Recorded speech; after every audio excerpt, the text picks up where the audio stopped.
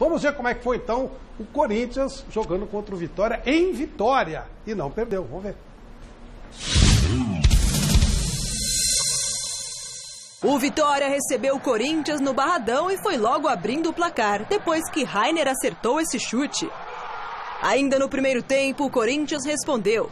Danilo Avelar cruzou e Jadson pegou de primeira. Aos 45 da etapa final, Roger colocou o timão na frente.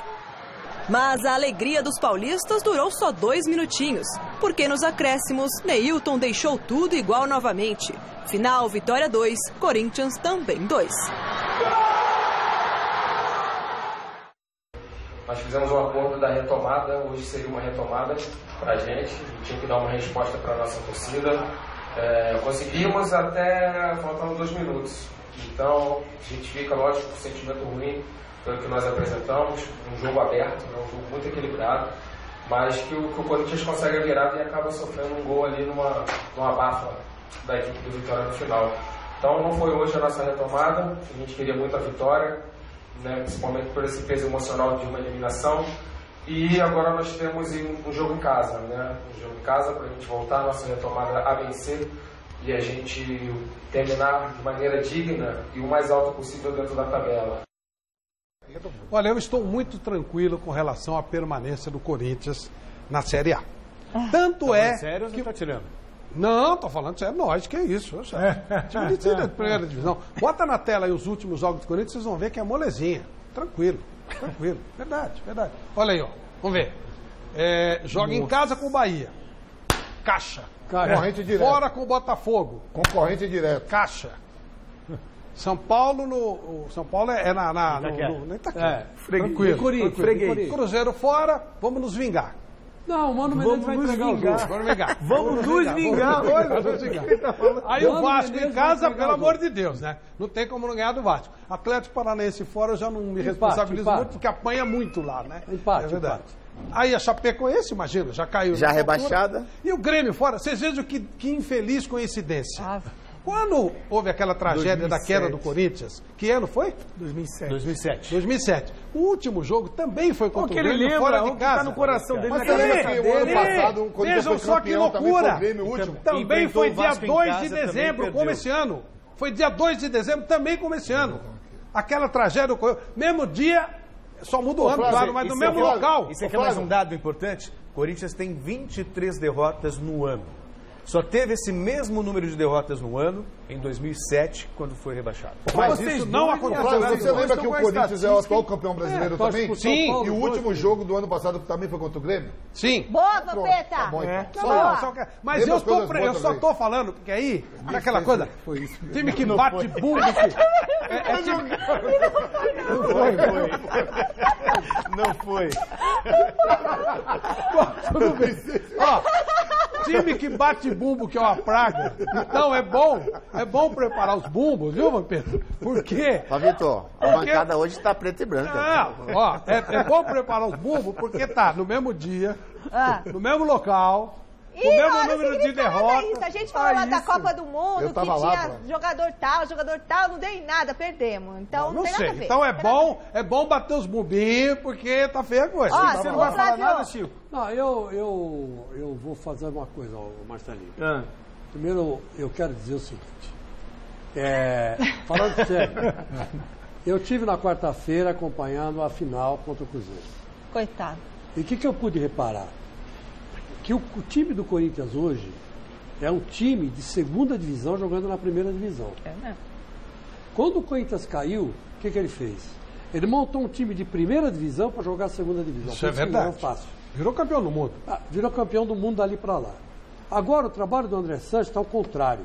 Ele está desvalorizando o material humano que existe no Corinthians. Eu fiquei muito revoltado quando eu soube nos bastidores que o nosso Jonas, que não treinou aquela formação de ataque, só para lembrar, que nem ele nem o Emerson. Nem ele nem o Emerson, mas tudo bem o Emerson, mas o Jonathan foi exigência de empresário. Foi escalado por empresário.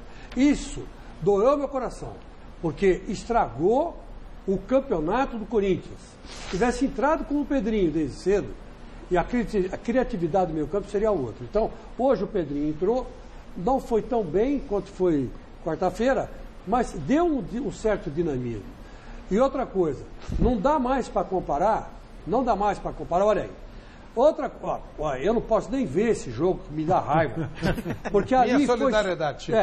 Ali foi sola do Rafinha no Léo Santos. Que sola, Chico? Foi sola. Foi sola. Pô, mas nem o Marcelinho acha Não, falha. Mas outra coisa. Ainda fingiu que ainda estava doendo o pé. Não, joga para a lateral. Zagueiro delicado. Antes da falha... Não pode falhar. Aliás, antes da sola... Mas o passe do Romero também foi... Aquele Romero, o passe do Romero foi o Mário Sérgio ao contrário. Mas eu vou contar uma coisa pra vocês. Ele deu um efeito do... Ele quase matou o Beck, pô. Quase, pelo amor de Deus. Eu quero perguntar aqui para os nossos 3 jogadores brilhantes. Os 3 jogaram no Corinthians. O que vocês acham o que vai na cabeça do jogador? Vocês eram jogadores inteligentes, brilhantes, caras que ganharam título atrás de título, tudo no lugar que jogaram. O que vai na cabeça de um Zé Mané ou de um Pedrinho que está começando agora, que lá o elenco do Corinthians, o que não falta é Zé Mané, né? Cara ruim de bola, caneleiro mesmo, caneleiro, o cara não sabe nem matar a bola. O que vai na cabeça do jogador de futebol, quando vê a escalação final e vira e fala, opa, mas peraí, esse time não foi o que nós treinamos. A gente nunca treinou essa formação. Eu nunca treinei, mas então eu quero saber de vocês que foram jogadores de futebol. Diz que o Ralf, na chegada, o Ralf tomou até um susto. O Ralf disse que na pré-eleição tomou um susto. Então, o que você tem a dizer? Quando acontecia isso? Acontecia com muito? A gente fala no meio da boleiragem, a gente fala assim, teve coletivo à noite. Teve coletivo à noite. Teve coletivo à noite e você foi sacado. Não, aí o treinador perde toda a moral, né, Marcelo? Exatamente. Tem esse coletivo à noite. Mas, existe um detalhe que assim é primordial. Dentro do elenco, você vai jogar em Minas, certo? Aí você não joga com um centroavante, um cara de origem ali. Por mais que o cara seja ruim, o que for, você tem que ter um pivô ali. Porque quem jogou no meio, qualidade, para poder, você tem que ter uma referência. Aí o Jadson ia para frente, fazer um falso 9, teria que voltar. E aí isso já embaralhou todo mundo. E daqui a pouco uma jogada, o lateral esquerdo. O que a gente aprende na base? O lateral tá no fundo, ele vai jogar a bola pro fundo e vai fazer um arco. Fecha o fundo e dá ele para dentro. Né? E deixa ele com não. Aí o Egídio vai lá, Romero erra, não fechar o fundo. Isso no primeiro jogo. No primeiro jogo. Aí no segundo, e assim, o que o Vampeta tá falando, o próprio Miller tem essa descrição também, essa leitura, e eu também não quero citar nomes, falei com alguns atletas, e os caras realmente se assustaram e já entraram, quando olhou ali, falou assim, pô, mas peraí, que isso?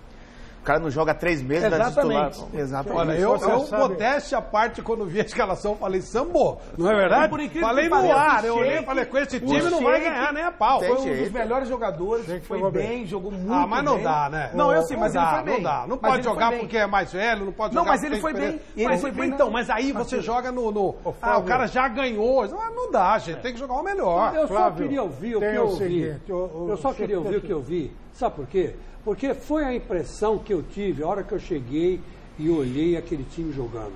O time estava completamente desentrosado. E o primeiro gol do Cruzeiro, que eu achei que foi sola, mas o Léo Santos jogando lá. Não, você achou mesmo que foi sola? Ô, Chico, mas e o passe do Romero? O passe do Romero. Arrebentou com ele. Os caras não estão entrosados. Arrebentou com ele. Aquela formação de 3, aquela linha de 3, eles nunca treinaram assim. Olha aqui. Então, é lógico que ia dar o que deu. Eu fico pasmo, né, quando a gente vê o que acontece hoje com o futebol brasileiro. Eles fecham tudo. Naquele tempo que vocês jogavam, vocês sabem muito bem que a imprensa ia para a beira do campo, assistia a todos os treinamentos, é verdade. Conversava com os jogadores, conversava com o treinador, sabia tudo que estava acontecendo, né, publicava, e no dia seguinte, na hora do jogo, o que acontecia? Surpresas dos dois lados, jogo bonito, atacavam e tal, faziam gol. Hoje, eles fecham os treinos, impedem a imprensa de ver o treino. Que treino? Não tenho a menor ideia do que seja, porque nada de diferente acontece no jogo. Verdade. Absolutamente nada. Sequer jogada ensaiada. Você diz assim, tem 2, 3 jogadas ensaiadas. O cara vai bater o escanteio, em lugar dele bater na área, ele bate aqui, faz o outro. Nada! Não tem nada! É só cuidar da defesa para não tomar gol e jogar a bola lá na frente para o atacante. Chico, e esses coletivos... É só isso, esses nada coletivos mais. À noite, não tem surpresa para nenhum. Você tomou um susto, a gente fez o jogo e você tomou um susto. Não, eu falei na hora. Coletivo à noite tem mesmo. Eu lembro que o Dadá Maravilha falou para mim que na Copa de 70, na final, ele foi no Zagallo e falou, eu sonhei que eu ia fazer 3 gols na final. O Zagallo falou, vai ficar só no seu sonho meu.